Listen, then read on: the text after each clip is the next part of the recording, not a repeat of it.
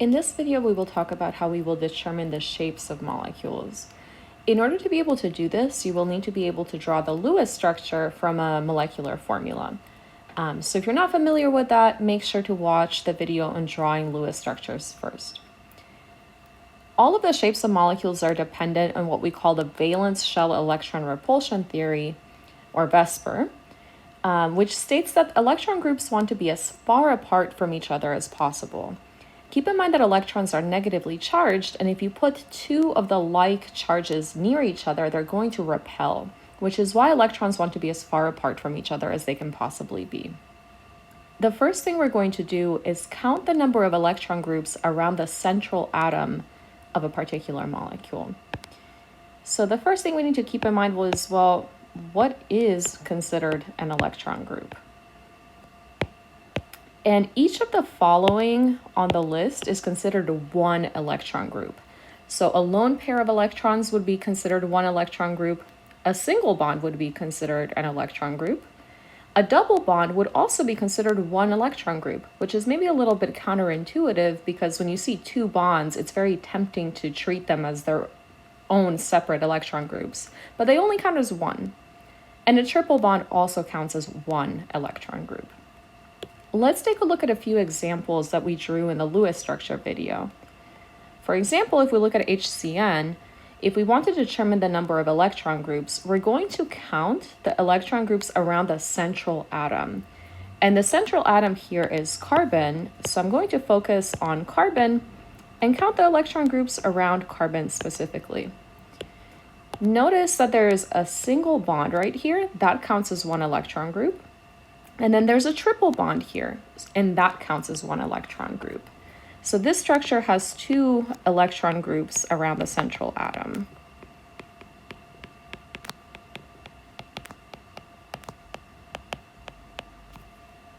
Let's try another example.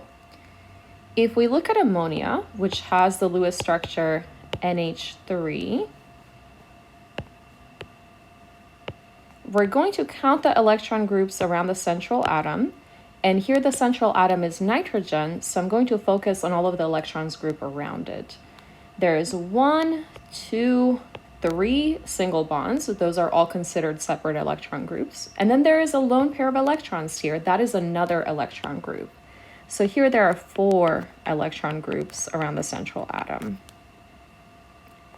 And finally, let's take a look at chloroform, which is CHCl3. I'm gonna have to move this one a little bit. Okay. Here the central atom is carbon, and notice that there are 4 single bonds around carbon, so there are 4 electron groups around the central atom.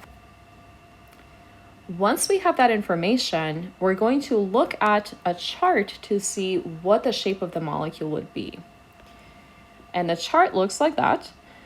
So here in this first column, we're looking at the number of electron groups around the central atom specifically. So we're not concerned how many electrons are around the outer atoms.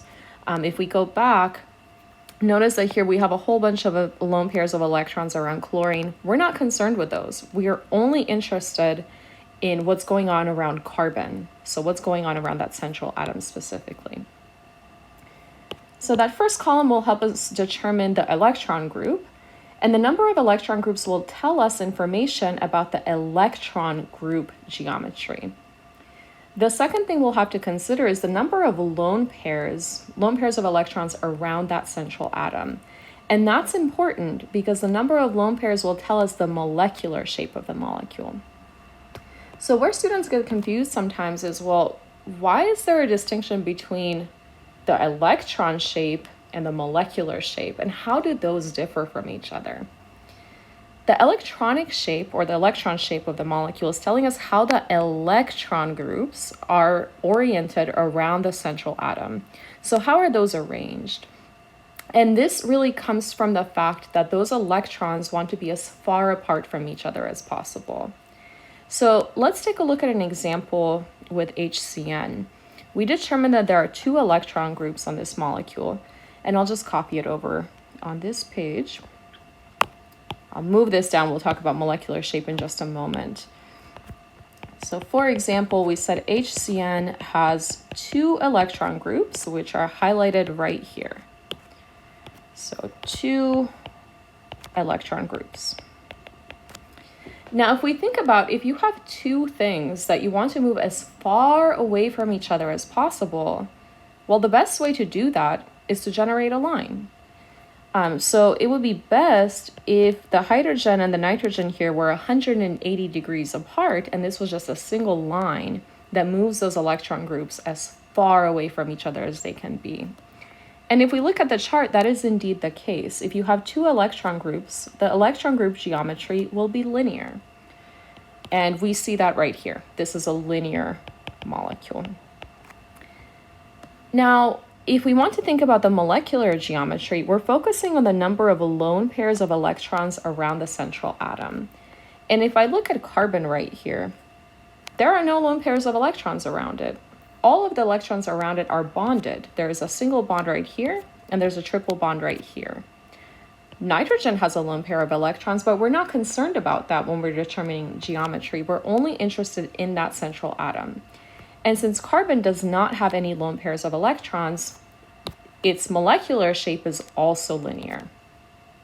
Now, the difference between molecular shape and the electronic shape comes down to electronic shape is interested in how the electron groups specifically, so the single bond and the triple bond, how those are arranged in relation to each other.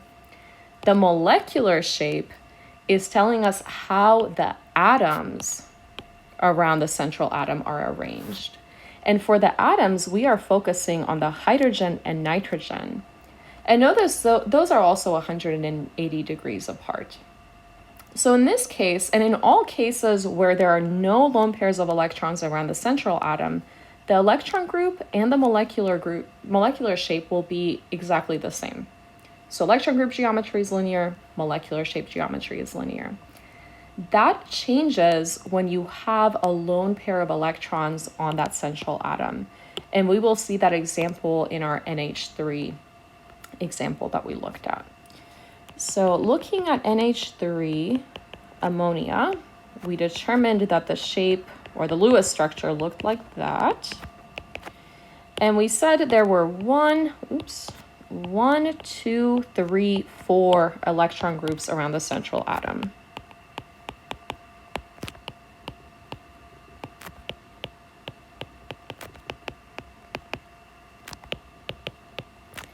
Okay, we're going to take a look at that. So if we have 4 electron groups around the central atom, the electron group geometry will be tetrahedral. So we are looking right now in this column. We are here somewhere.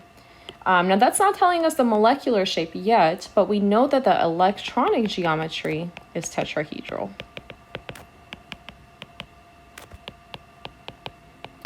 And tetrahedral means that if we were to draw the electron groups, they would take on a tetrahedral shape.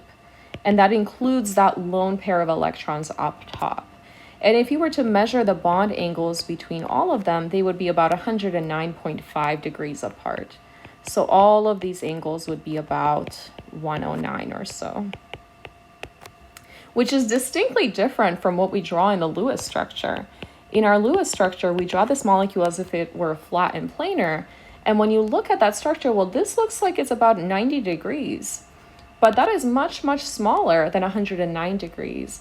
So the reason it takes on this electronic shape is that you can get these electron groups further apart than you would in that Lewis structure. And they really want to be as far apart from each other as they can be.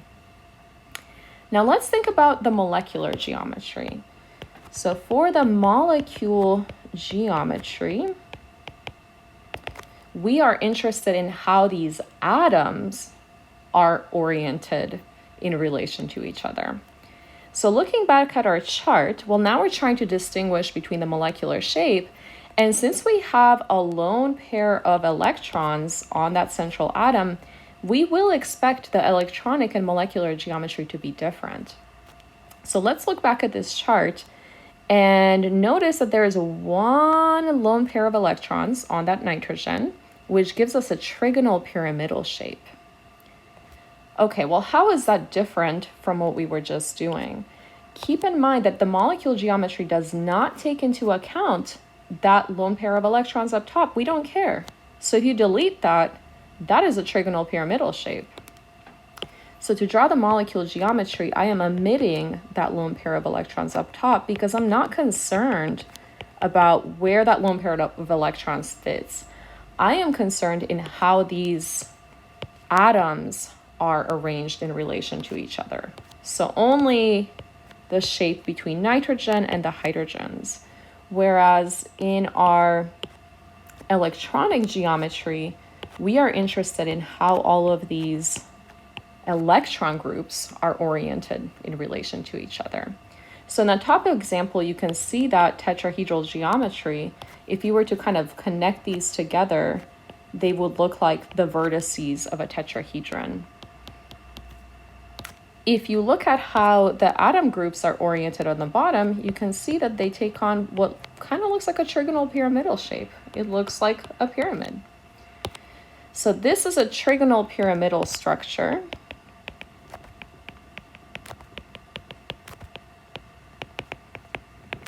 And the bond angles between all of these atoms are also about 109 or 109.5. So whenever you have a lone pair of electrons on that central atom, the electronic and molecular shapes will be different from each other. If there's no lone pair of electrons on the central atom, then the electronic and molecular shape will be the same. With that information, let's try doing this for the chloroform, which was CHCl3, and our Lewis structure was the following.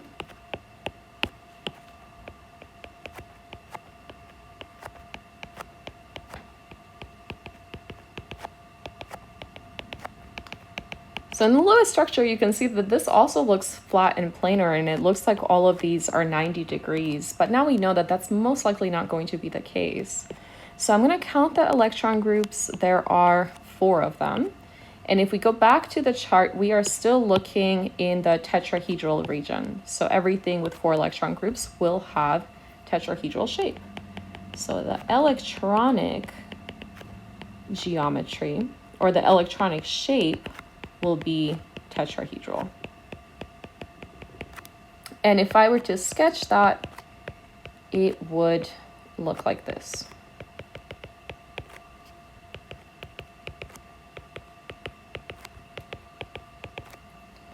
And I'm highlighting all of the electronic groups that we're interested in. Those are taking on a tetrahedral shape. One thing I forgot to mention. This wedge right here is indicating that the bond is pointing out of the page. So this is coming out of the screen and pointing toward you. The dash is indicating that the bond is pointing into the page or away from you. So this is kind of giving us the 3D shape of this molecule, which is difficult to draw on a 2D surface. Okay, for the molecular shape, we are no longer concerned with how the electron groups are oriented. We're interested in, well, what is the shape between the atoms? How do all of these atoms connect? And for that, we're going to go back and look at that chart. And we see that there are no lone pairs of electrons on the central atom. So if we go back, sure, we have electron pairs on the chlorine, but we don't care about that. We're interested in the carbon specifically.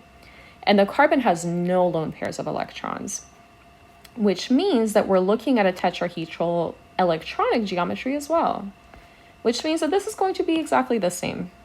It's going to look like that. So exact same shape in this particular scenario. But we are interested in how these atoms are oriented, and they're also oriented in a tetrahedral sort of shape. So sometimes the electronic geometry and the molecular geometry are the same, sometimes they are different, and all of that depends on whether that central atom has a lone pair of electrons.